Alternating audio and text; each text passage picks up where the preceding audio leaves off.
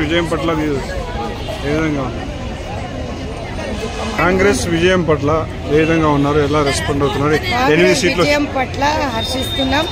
ఇంతకన్నా ఎక్కువ సీట్లే రావాలి, కానీ ఈ బీఆర్ఎస్ కుండకోరితనంతో బీజేపీకి సపోర్ట్ చేయడం వలన కొంచెం పూర్తి మెజారిటీ అంటే 2-3 వేల ఓట్లతో మా తమ్ముళ్ళు ఓడిపోయినందుకు బాధగా కూడా ఉంది. కానీ సంతోషపడుతున్నాం. ఒక అసెంబ్లీ సీట్తో పాటు 8 పార్లమెంట్ సీట్లు రావడం చాలా సంతోషకరం.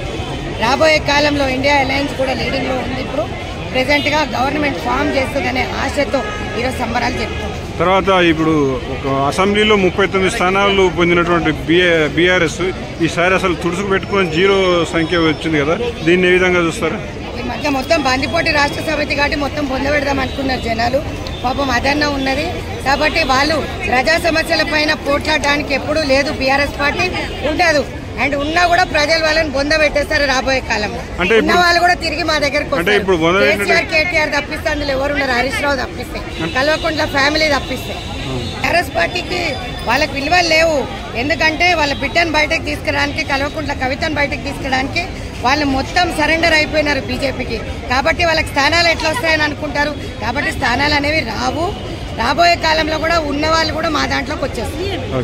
14 వస్తాయన్నారు కదా, ఇప్పుడు 8 సీట్లు వచ్చినాయి, బీఆర్ఎస్కి అసలు రాకుండా పోయినాయి. దీన్ని ఎట్లా చూస్తారు? నమస్కారం అండి, నేను మీ సాహితి, కాకతీయ యూనివర్సిటీ విద్యార్థి నాయకురాలిని, ఉద్యమకారిని. 2024 పార్లమెంట్ ఎన్నికలలో దేశ ప్రజలతో పాటు రాష్ట్ర ప్రజలు కూడా చైతన్యాన్ని ప్రదర్శించారు. ప్రస్ఫుటంగా గట్టి పోటీనివ్వడం ద్వారా ఏదైతే ప్రో మోడీ, యాంటీ మోడీ ఉన్నటువంటి ఓట్స్ చాలా క్లియర్గా, ట్రాన్స్పరెంట్గా మనకి బయటకు వచ్చాయి. ఇక్కడ ప్రధానంగా కాంగ్రెస్ పార్టీ, బీజేపీ పార్టీ ఏదైతే తప్పుడు నిర్ణయాలను, ప్రజాస్వామ్యానికి కీడు చేసే నిర్ణయాలు తీసుకుందో ఆ నిర్ణయాల గురించి ప్రజలకు చాలా క్లియర్గా అర్థమయ్యేలా సామాన్యుల దగ్గరికి కూడా తీసుకెళ్ళింది. కాబట్టి ప్రజాస్వామ్య పరిరక్షణ కోసము ప్లస్ రాజ్యాంగ పరిరక్షణ కోసం మాత్రమే ఇవాళ ఎన్నికలు జరిగాయి అనేది వెరీ క్లియర్. ఇక్కడ గత 10 సంవత్సరాల కంటే కూడా ఇప్పుడున్నటువంటి ఎలక్షన్స్లో కేవలం ఈ ఏదైతే భారత జాతి యొక్క మనం బలంగా భావిస్తున్న ప్రజాస్వామ్యాన్ని పరిరక్షించే దిశగానే ఎలక్షన్స్ జరిగాయి. కూడా నియంత పరిపాలన ఎవరు కూడా అప్రిషియేట్ చేయరండి.